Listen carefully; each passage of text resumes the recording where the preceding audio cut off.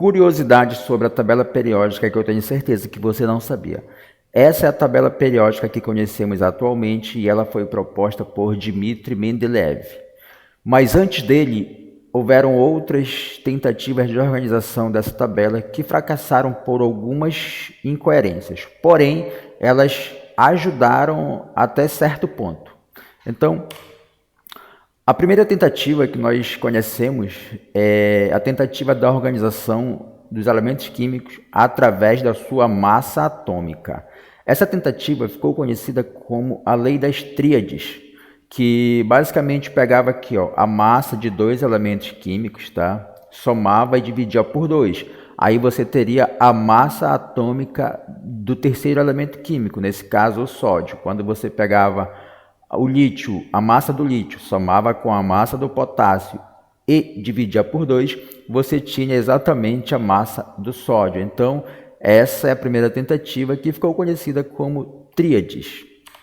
Funcionava basicamente assim, Você pegava as massas, dividia por 2 e você teria exatamente a massa do terceiro elemento químico. Isso funcionou em alguns casos, porém logo foi abandonada porque não correspondia às expectativas de organização de todos os elementos químicos que já se conhecia naquela época.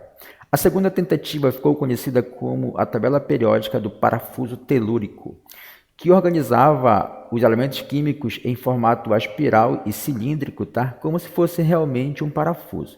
Funcionou perfeitamente para a organização do lítio, do sódio, do potássio, do berílio, do manganês e do magnésio e do cálcio, o boro e o alumínio. Então, nessa questão aqui, o parafuso telúrico ajudou bastante e realmente ele estava correto.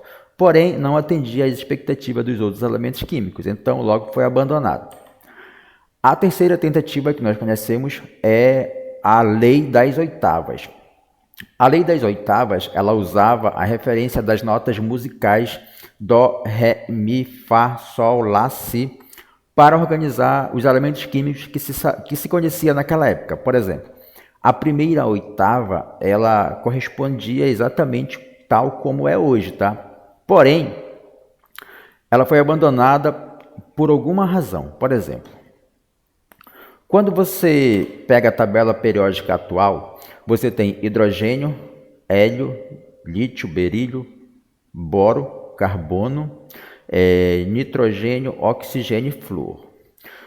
Nós temos hoje 9 elementos químicos, Na época, não se conhecia o gás hélio, só se conhecia hidrogênio, lítio, berílio, boro, carbono, nitrogênio, oxigênio e flúor. Contando, dá um total de 8 elementos químicos. Então, quando você tinha a organização de acordo com as notas musicais, você encontra 7. O próximo elemento químico seria o flúor, que fazia parte da composição da oitava. Então, seria a primeira oitava, Primeira oitava e segunda oitava. Então, essas duas características aqui da organização, elas funcionaram. Mas logo foram abandonados porque não correspondia a todas as expectativas e foram sendo descobertos outros elementos químicos das quais não se tinha uma organização padrão. Então, eis que surge Dmitri Mendeleev e organiza uma tabela periódica de acordo com as propriedades periódicas. Hoje conhecemos algumas propriedades periódicas bem interessantes, raio atômico, eletropositividade, eletronegatividade e assim por diante. Então, ele considerou essas propriedades e foi organizando dessa forma como é hoje. Basicamente, se você pega esse grupo aqui, eles apresentam na camada de valência apenas um elétron. Então, isso é uma característica periódica, Então, basicamente, ele organizou dessa forma, porém, ele deixou espaços vazios em sua tabela que possivelmente comportaria um elemento químico que ainda poderia ser descoberto, e realmente ele estava correto. No caso aqui da primeira oitava, não existia o gás hélio, então ela funcionava perfeitamente. Depois que descobriram o gás hélio, essa oitava ela deixou de existir, ela não foi mais aceitável, porque já se tinha um total de 9 elementos químicos, então basicamente não funcionava mais. Por essa razão que a tabela periódica proposta por Dmitri Mendeleev é aceita até os dias atuais e dificilmente vai mudar. Então, basicamente é isso, tá? Houveram 3 tentativas de organização da tabela periódica: as tríades, parafuso telúrico, a lei das oitavas e, finalmente, a tabela de Dmitri Mendeleev, que é aceita atualmente. Gostou? Curte, comenta e tamo junto.